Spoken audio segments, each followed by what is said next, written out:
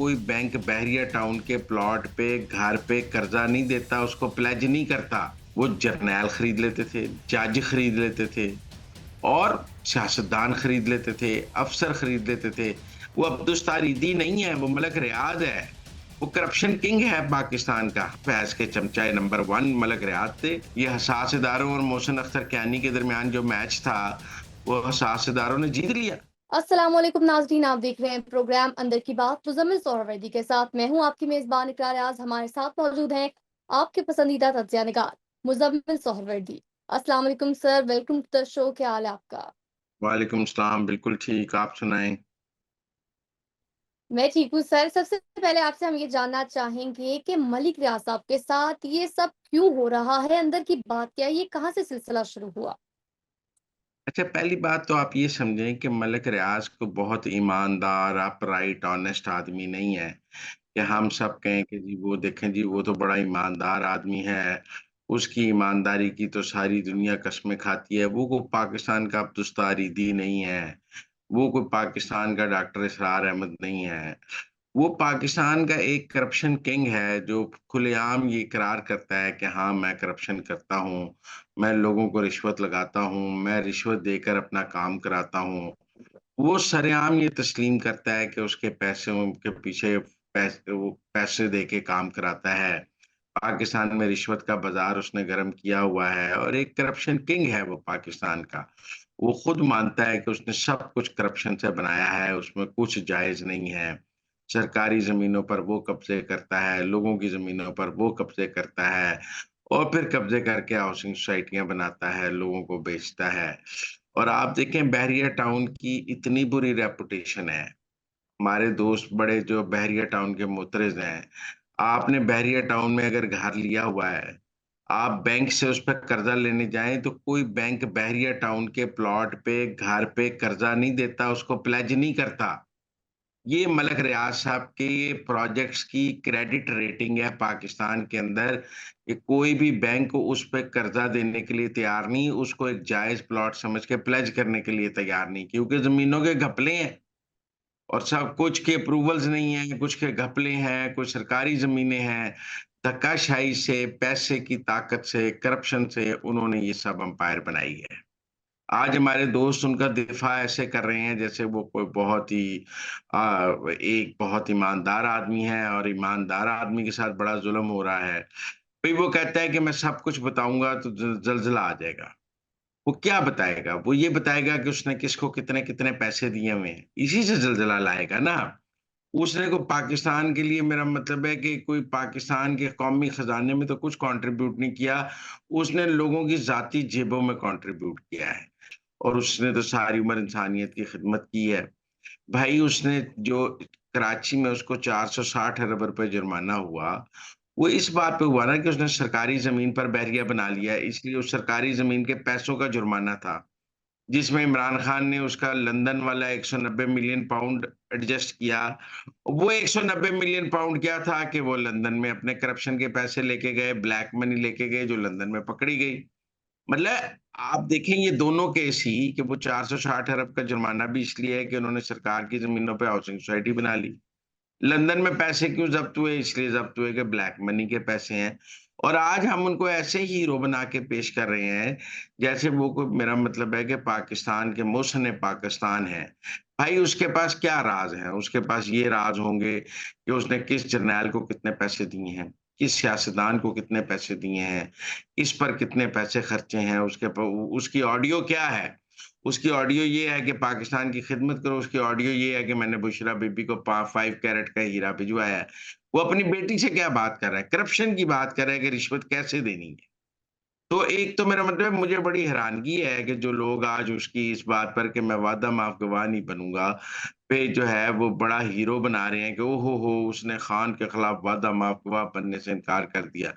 भाई खान का रौला नहीं है। खान के खिलाफ वादा माफ़ गवाह की इस हुकूमत को क्या ज़रूरत है? ये सादा 190 मिलियन पाउंड आया, कैबिनेट ने उधर भेजा, वापस हुकूमत के खाते में गया, उसमें वादा माफ़ गवाही वाली कौन-सी चीज़ है? कैबिनेट मिनट्स है कि वो प पैसे मलक रियाज़ के हैं। और वादा माफ गवाह अद्धी काबीना ते वादा माफ गवाह है ਉਹਦੇ ਚ ਮੇਰਾ ਮਤਲਬ ਰਿਆਤ ਦੇ ਵਾਦਾ ਮਾਫ ਗਵਾਹ ਹੋਣ ਦੀ ਕੀ ਲੋੜ ਹੈ ਉਹਦੇ ਚ ਅੱਧੀ ਕਾਬੀਨਾ ਫੈਸਲ ਵਾਡਾ ਤੋਂ ਲੈ ਕੇ ਸਾਰੇ ਹੀ वादा माफ गवाह ने कि करप्शन हुई है।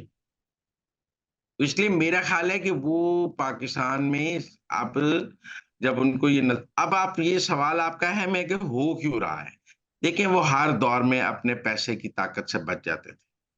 वो जर्नैल खरीद लेते थे, जज खरीद लेते थे और सियासतदान खरीद लेते थे, अफ़सर खरीद लेते थे। हर बंदे की बोली लगा के उसे खरीद लेते थे। एक मंडी लगाई हुई थी मलक रियाद ने पाकिस्तान में। आप देखिए ना चीफ जस्टिस इफ्तिखार चौधरी का बेटा भी उन्होंने खरीदा हुआ था। फिर उनके पास हर एक के राज होते हैं। वो जिसको पैसे देते हैं उसका सबूत रखते हैं। फिर ताकि वो अगर तंग करे तो वो सबूत सामने लाके उसको ब्लैकमेल किया जा सके। ये उनका सारा काम है। इफ्तिखार चौधरी से उनका फटा हुआ, उन्होंने उसके बेटे को जो पैसे दिए हुए थे उसकी प्रेस कॉन्फ्रेंस कर दी और वो पैसे सबके सामने यहाँ कर दिए कि देखें मेरे से पैसे भी लिए हैं और मेरा काम भी नहीं कर रहा। वो पैसे रिश्वत ही दिए हुए थे ना, कोई मेरा मतलब ज़कात सदका चंदा तो नहीं दिया हुआ था उसके बेटे को इफ्तिखार चौधरी के। इसी तरह और लोगों के बारे में भी उन्होंने वीडियोज़ बनाई हुई हैं, वक़्तन-फ़वक़्तन वो वीडियोज़ आउट भी करते हैं, कि जी मैंने फलाँ को पैसे दिए, उसने मेरा काम नहीं किया। ये उनका कारोबार है, वो रिश्वत देते हैं, उसका सबूत रखते हैं, फिर उसके सिर पे काम कराते हैं।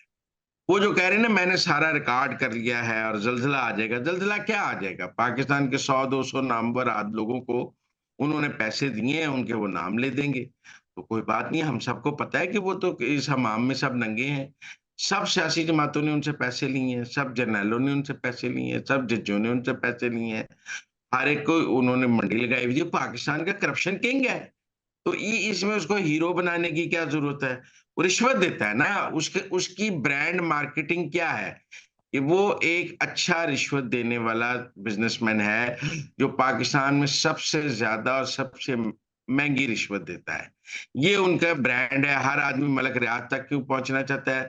क्योंकि वो अच्छे पैसे देता है, जो पैसे का गाहक है वो उन तक पहुँचता है। जर्नलिस्टों को भी उन्होंने पैसे दिए हैं, लिस्टें-लुस्टें छपती रहती हैं कि किसको कितने पैसे दिए हैं। सियासतदानों को दिए हैं, उसके बारे में भी बातें होती रहती हैं। तो कोई वो मेरा मतलब है कि नेक मोमिन आदमी तो नहीं है ना जो कह रहा है मैं वादा माफ गवाह नहीं बनूँगा, मैं बड़ा असूलों का पक्का आदमी हूँ। वो अब्दुस तारीदी नहीं है, वो मलक रियाद है। वो करप्शन किंग है पाकिस्तान का। हाँ, अब क्या हुआ? हुआ ये है कि एक पाकिस्तान में आर्मी चीफ आया है, आसिम मुनीर, जिसको वो नहीं खरीद सका है। उसने पहले सारे खरीदे हुए थे। आसिम मुनीर को वो नहीं खरीद सका है और आसिम मुनीर ने उसके उसके एहतसाब का ग्रीन सिग्नल दे दिया है। वरना जो भी आर्मी चीफ आता है, जो भी डीजी आईएसआई आता है, जो भी कोर कमांडर आता है, वो सबको खरीदता रहा है। वो कहते हैं जी ये रिटायर्ड जर्नैलों को वो मुलाज़िम क्यों रखता है अपने पास? ताकि जो सर्विंग जर्नैल हैं उन तक पहुँचा जा सके। ये जो वो कहता था कि अद्धा जीएसक्यू मेरा मुलाज़िम है, वो रिटायर्ड जर्नैल के वी जर्नैल मलक रियाद दे मुलाज़िम ने। वैसे तो हमारे लिए अफ़सोस की बात है कि वो ये कहता था कि मेरे वी जर्नैल मेरे मुलाज़िम ने, जर्नैलां ਨੂੰ ਵੀ ਉਹਦੀ ਮੁਲਾਜ਼ਮਤ ਕਰਦੇ ਹੋਏ ਸ਼ਰਮ ਨਹੀਂ ਆਉਂਦੀ ਰਿਟਾਇਰਮੈਂਟ ਤੋਂ ਬਾਅਦ। ਲੇਕਿਨ ਗੱਲ ਇਹ ਹੈ ਕਿ ਜੀ ਉਹ ਇਸੇ ਲਈ ਕਰਦੇ ਸਨ ਕਿ ਉਹ ਸਰਵਿੰਗ ਜਰਨੈਲਾਂ ਲਈ ਭੇਜਣ ਲਈ ਰਿਟਾਇਰਡ ਜਰਨੈਲ ਬੜੇ ਅੱਛੇ ਲੌਬੀ ਅਫਸਰ ਬਣ ਜਾਂਦੇ ਸਨ, ਉਹ ਚਲੇ ਜਾਂਦੇ ਸਨ ਸਰਵਿੰਗ ਜਰਨੈਲਾਂ ਕੋਲ। ਆਸਿਮ ਮੁਨੀਰ ਕੋਲ ਨਹੀਂ ਪਹੁੰਚ ਸਕਿਆ ਉਹ। ਆਸਿਮ ਮੁਨੀਰ ਨੇ ਉਹਦੇ ਨਾਲ ਕੋਈ ਹੱਥ ਨਹੀਂ ਮਿਲਾਇਆ। ਆਸਿਮ ਮੁਨੀਰ ਉਹਦੇ ਇਹਤਸਾਬ ਲਈ ਪਰਟਰਬਡ ਹੈ ਕਿ ਜੀ ਉਹਦਾ ਇਹਤਸਾਬ ਹੋਣਾ ਚਾਹੀਦਾ। ਉਹਨੇ ਸਰਕਾਰੀ ਜ਼ਮੀਨਾਂ ਤੇ ਕਬਜ਼ੇ ਕੀਤੇ ਨੇ। ਚਿੜੀਆ ਘਰ ਦੀ ਜ਼ਮੀਨ ਤੇ ਉਹਨੇ ਸੁਸਾਇਟੀ ਬਣਾਤੀ ਹੈ। ਉਹਨੇ ਮਤਲਬ ਔਕਾਫ਼ ਦੀ ਜ਼ਮੀਨ ਤੇ ਸੁਸਾਇਟੀ ਬਣਾਤੀ ਹੈ। ਤੇ ਉਹ ਸਾਰਾ ਉਹਦਾ ਹਿਸਾਬ ਹੋਣਾ ਚਾਹੀਦਾ ਹੈ ਤੇ ਉਹਨੇ ਅੱਜ ਤੀਕਰ ਕਿਸੇ ਕੋਈ ਪੈਸੇ ਤੇ ਦਿੱਤੇ नहीं कदी सरकार ਨੂੰ। ਉਹ ਰਿਸ਼ਵਤ ਦਿੰਦਾ ਹੈ, ਸਰਕਾਰ ਨੂੰ ਪੈਸੇ नहीं देता। अगर आप उसे कहेंगे कराची के वो जो आपने 460 अरब देने हैं वो नहीं देगा, 500 अरब रिश्वत दे देगा, वो 460 अरब नहीं देगा। ये उनका बिज़नेस मॉडल है। अब सूरत-ए-हाल ये है कि आसिम मुनीर ने उससे पैसे नहीं लिए, ये फटा है। और काज़ी फ़ाइज़ ईसा ने पैसे नहीं लिए, वरना उन्हें जज भी खरीद लेंदा है। काज़ी फ़ाइज़ ईसा ने उसका केस सुना, पैसे सिंध हुकूमत को मतलब आप देखिए ना उसके जुर्माने के लिए सुप्रीम कोर्ट ने अपने पास अकाउंट खोल लिया, कि मेरे पास जमा कराएँ, हुकूमत के पास जमा ना कराएँ। कई साल वो अकाउंट चलता रहा और वो पैसे उस अकाउंट में पड़े रहे ताकि केस पेंडिंग रहे, सब जुडिस रहे, कोई रेफरेंस ना बन सके, कोई चीज़ तय ना हो सके। फेवर थी ना जी जज दे रहे पाकिस्तान का सुप्रीम कोर्ट उसको दे रहा था। काज़ी फ़ायज़ ईसा आया, उसने आके वो उठाया और उसने कहा खत्म करो ये जुर्माना इसने बरवक़्त नहीं दिया, रेफरेंस फाइल किया जाए। फैसला करके उसने पैसे जो मौजूद थे वो जाके सिंध हुकूमत को दे दिए। अब उस फैसले में लिखा हुआ है रेफरेंस फाइल होना है। ना वो जुर्माना देने के लिए तैयार नहीं है, तो रेफरेंस तो होना ही होना है। अलकादर ट्रस्ट की ज़मीन उन्होंने क्या इमरान खान को रिश्वत में नहीं दी? मेरा मतलब तो है सर पहले आप ये तो तो सर पहले आप ये जो सिचुएशन है, आप इसको कहाँ जाता हुआ देख रहे हैं? क्या वो ये दुबई से वापस आएँगे? पहली दफ़ा हुआ है कि मलक रियाज साहब पाकिस्तान में आर्मी चीफ और चीफ जस्टिस को नहीं खरीद सके। वरना उन्होंने हमेशा बोली लगाई है, तल्लुकात से, पैसों से कुछ ना कुछ मैनेज किया है हमेशा। इस बार उनसे मैनेजमेंट नहीं हो सकी। मैनेजमेंट की नाकामी के नतीजे में जब कहते हैं जी वो 1 साल से दुबई हैं। भई 1 साल से आसिम मुनीर मौजूद है और वो आसिम मुनीर के खौफ से दुबई बैठे हुए हैं। क्योंकि उनको पता था कि आसिम मुनीर से मेरी बात नहीं बन रही, वो तो उनका तरीक़ा वारदात ही ये है। तो इसलिए मैं ये समझता हूँ कि वो फैज़ के बहुत करीब थे। फैज़ के चमचा नंबर 1 मलक रियाज़ थे। फैज़ को जितना नवाज़ा मलक रियाज़ साहब ने है, कुछ भी नहीं। अब आप देखें ना, उनका जो नवासा है बिलाल मलिक, उसने अभी जो रूडा में के साथ मिलकर जो पंजाब में फ्रॉड लगाया है, मरे पंजाब हुकूमत के नीचे, किसी को पता लग सके? हमने स्टोरी की है, कुछ भी नहीं हो सका। 589 के नाज़ की टेक्निकल अप्रूवल है मलिक रियाज़ साहब के नवासे के पास और उन्हें 50 करोड़ के इश्तिहार देके अरबा रुपए इकट्ठे कर लेने, जो मलिक रियाज़ साहब का मॉडल है। ऐसे इश्तिहार दे दिए जैसे मेरा मतलब है कि हज़ारों क्या लाखों एकड़ पे सोसाइटी आ रही है। मैंने रूडा वालों से पूछा, उन्होंने कहा 589 कैनाल्स की अभी टेक्निकल अप्रूवल है, बाकी कुछ भी नहीं है पीछे। लेकिन चूँकि मलिक रियाज़ साहब ने सिखाया ही ये है और मेरा मतलब है कि मुझे नहीं समझ आती कि एक तरफ आप मलिक रियाज़ का एहतसाब कर रहे हैं, दूसरी तरफ उनका नवासा पंजाब में मेरा मतलब है धड़ाधड़ पैसे इकट्ठी करी जा रहे हैं न्यू मेट्रो सिटी के नाम पे, उसका क्या होगा? तो मुझे लग जो मेरी इत्तलात हैं हुकूमत ने और साझेदारों ने उस पर भी एक्शन लिया है और रूडा के गिर्द भी घेरा तंग होने लगा है कि रूडा की मर्ज़ी से जो-जो अफ़सर इसमें मुलव्वस है रूडा का, मुझे नहीं लगता वो बच सकेंगे वो अफ़सरान। लिस्टें बन रही हैं, वो सब अफ़सरान जो इस सब में मुलव्वस हैं, जो इस टेक्निकल अप्रूवल और इश्तिहारबाज़ी के पीछे हैं, मुझे लगता है कि जिस तरह मलिक रियाज़ साहब पे है, इसमें वो सब भी रूडा के वो अफ़सरान भी सारे तुने जाएँगे। तो मेरे दोस्तों, मलिक रियाज़ की हिमायत ज़रूर करो। पाकिस्तान का करप्शन किंग है, जो-जो करप्शन किंग की हिमायत करना चाहते हैं, ज़ोर से करें। अगर उनको कोई उसको मोहम्मद बिन कासिम समझता है, तो समझे। लेकिन बात ये है कि वो पाकिस्तान के करप्शन का बेताज बादशाह है पाकिस्तान का। उसके जितनी पाकिस्तान में रिश्वत किसी ने नहीं दी है। अगर पाकिस्तान में रिश्वत का कोई रिकॉर्ड मौजूद है, देने का आलमी रिकॉर्ड तो वो मलक रियाज़ का है। शायद दुनिया में किसी ने इतनी रिश्वत ना दी हो, जितनी मलक रियाज़ साहब ने दी है। अगर उसके बावजूद वो लोग उसको अपना हीरो समझ रहे हैं, तो फिर मेरा नहीं फिर वो कहते हैं हमें शऊर भी आ गया है। शऊर ये आया कि आप रिश्वत एक जो रिश्वत देता है उसकी हिमायत कर रहे हैं। उसने कहा मैं वादा माफ गवाह नहीं बनूँगा। भाई तूने क्या वादा माफ गवाह बनना है? तू मुजरिम है।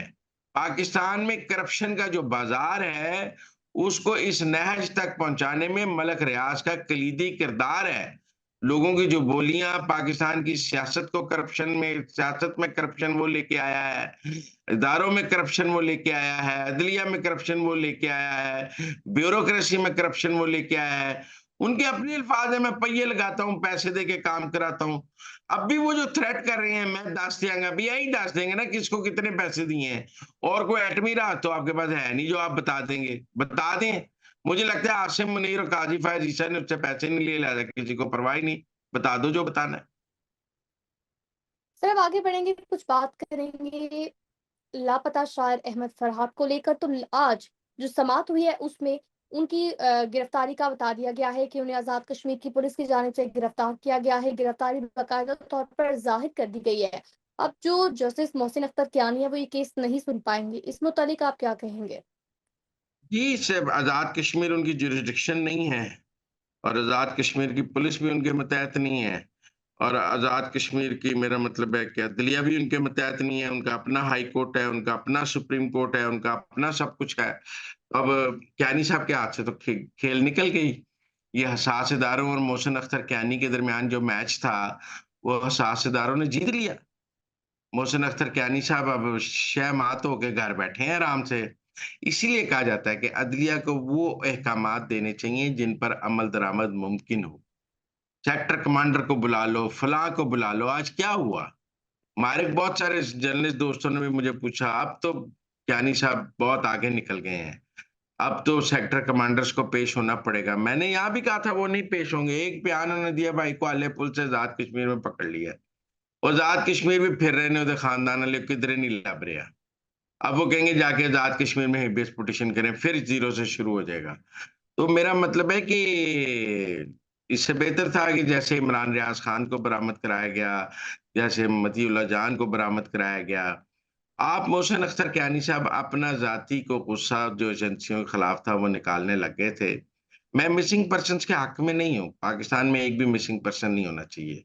ये कानून से मारवा एजेंसियों को बंदे गायब करने की इजाज़त नहीं होनी चाहिए। मैं इस कल्चर के सख्त खिलाफ हूँ। लेकिन ये कल्चर पाकिस्तान में मौजूद है और पाकिस्तान की अदलिया इसके आगे बेबस है। आज भी हमें अदलिया की बेबसी नज़र आई है, नहीं तो आज वो कुछ कर लेते ना। आज भी उनकी बेबसी नज़र आई है। अब क्या किया जा सकता है? तो आगे बढ़ेंगे और बात करेंगे कुछ इद्दत निकाह केस की। तो सर, अहम पेशरफ्त हुई है, अदम एतमाद का इज़हार कर दिया गया है और अब ये केस दूसरी अदालत में लगेगा, दोबारा से इस पर वर्किंग शुरू की जाएगी और उस पर से ये भी एक पेशरफ्त हुई है कि ख़ावर मानिका को पीटीआई के वकला की जानिब से तशद्दुद का निशाना बनाया गया और वो अब दीदा हो गए। देखिए, मेरे ख़्याल में तहरीक-ए-इंसाफ को जो तशद्दुद की सियासत नहीं करनी चाहिए। बाबर मानिका को अपना केस लड़ने की आज़ादी होनी चाहिए। इमरान खान और बुशरा बीबी को अपना केस लड़ने की आज़ादी होनी चाहिए। अगर इमरान खान के पास वसाइल ज़्यादा हैं, वकील ज़्यादा हैं और ख़ावर मानिका के पास नहीं है, तो ये तो नहीं है कि वो वकीलों के रूप में उनको वहाँ पे कुटा जाए। उनको अपनी बात उन्होंने अगर इमरान खान पर कोई इल्ज़ाम लगाए हैं, तो वो अदालत का काम है वो इन इल्ज़ामात को सच माने, झूठ माने, लेकिन आपको उनको मारना नहीं चाहिए। और खुद इमरान खान रोज़ अदालतों पर अदम-ए-एतमाद का इज़हार करते हैं। तो अगर किसी ने इमरान खान के केस में अदालत पर अदम-ए-एतमाद का इज़हार कर दिया, तो तहरीक-ए-इंसाफ को इतना रोना नहीं चाहिए। वो खुद रोज़ अदालतों में अदम-ए-एतमाद का इज़हार करते हैं। उन्हें काजी फ़ायज़ ईसा पर एतमाद नहीं है, आमिर फ़ारूक पर एतमाद नहीं है और कई जजों पर एतमाद नहीं है। और अगर किसी और अदालत को मुंतकिल हो गया तो ऐसी कौन-सी बात है, इसमें कोई तूफ़ान नहीं, रोज़ पाकिस्तान में ऐसे होता है। लेकिन ख़ाबर मानिका को मारने के मैं खिलाफ़ हूँ और मैं समझता हूँ कि उनकी ख़वातीन ने भी पीटीआई के मारा है, फिर पीटीआई की ख़वातीन गिरफ़्तार हो जाएँ, तो हमारे यहाँ कहा जाता है कि जी आपने ख़वातीन को गिरफ़्तार करके बड़ी ज़्यादती की है, पाकिस्तान में ज़ुल्म का बाज़ार है। जब आप ख़वातीन को तशद्दुद के लिए इस्तेमाल करेंगे, तो फिर वो कानून की गिरफ़्त में भी आएँगी। ठीक हो गया। तो नाज़रीन, ये थी आज के अंदर की बातें। हमें दीजिए इजाज़त। अल्लाह निगहबान।